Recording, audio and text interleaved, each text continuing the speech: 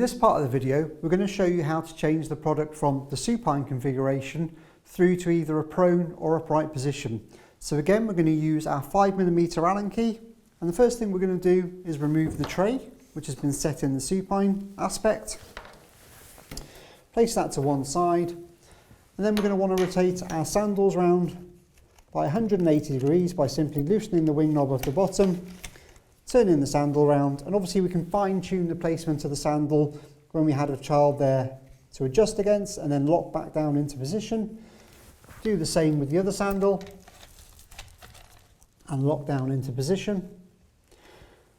When we're going into prone, we don't need to worry so much about the knee straps. They're more there from a safety and positioning point of view in supine. However, if you have a child who's overextending with their knee, then you may want to use the strap to hold them in a better position. But in terms of adjusting the knee blocks, again, it's just a case of positioning them as the child needs when they've transferred into a prone position. Pelvic support stays exactly the same, as does the trunk support.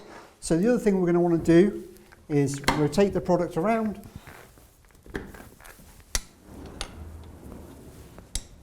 Pop our brakes on again. Remove the head support. Place that to one side, and then we're going to need to change the orientation on our tray mounting bracket. So there is a useful sticker which illustrates which orientation the tray support bracket should be, and then we're going to need to go to these two large bolts on the front and totally remove them, making sure to put them safe whilst we're making the adjustment. Support the bracket as you undo the final bolt.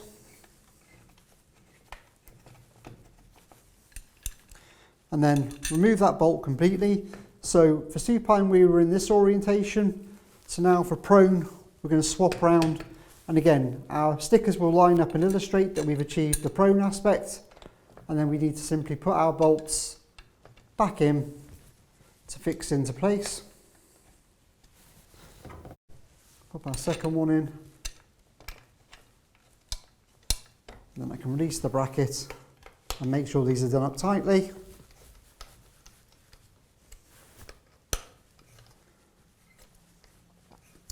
Now, one other thing we can achieve when we are using the product in prone is we can bring the chest board down lower if we wish to, which is the bolt on the front as is seen in our adjustment videos, and that allows us to bring the top of the pad down flush with the central post if we want to.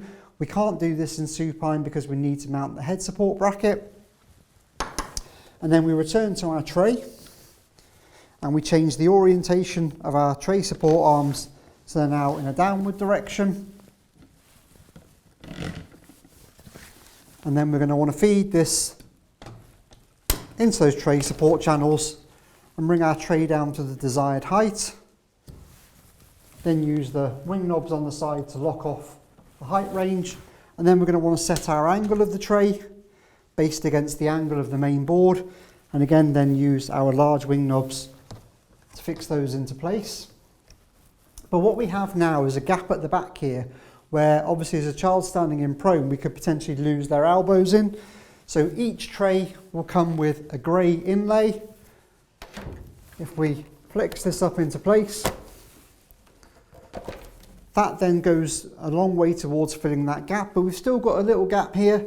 So if we return to these wing knobs that are located under the tray and then push back on the whole unit, that actually allows us then to completely close that gap. Lock those into place, and now we've set our product up as a prone standing frame.